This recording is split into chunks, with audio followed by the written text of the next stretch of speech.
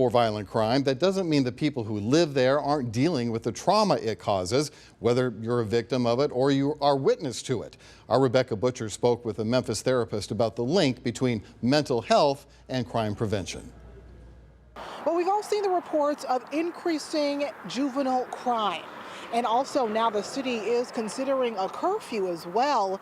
But is the system failing Memphis's young men and women? In fact, what is the system? I asked a therapist how mental health plays a factor.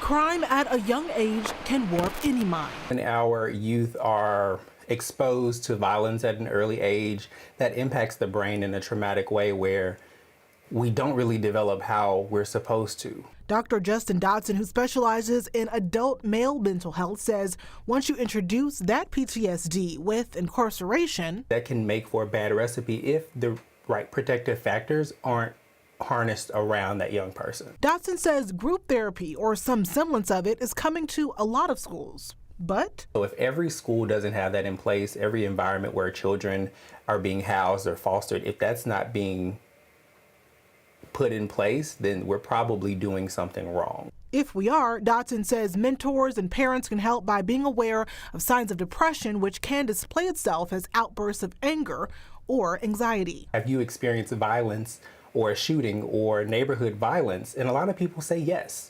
And so even though it may be the norm for some people, it doesn't mean that it's less traumatic. Trauma for men, he says, can run deeper than some notice. A lot of people will say that a man is sassy if he has an expression that he wants to share. Our men deserve a safe space as well.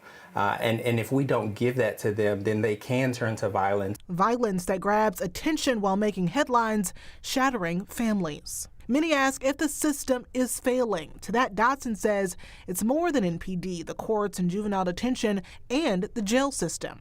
The young man that's across from you that may be calling you names. Also, the culture that says men can't have feelings. In Midtown, I'm Rebecca Butcher.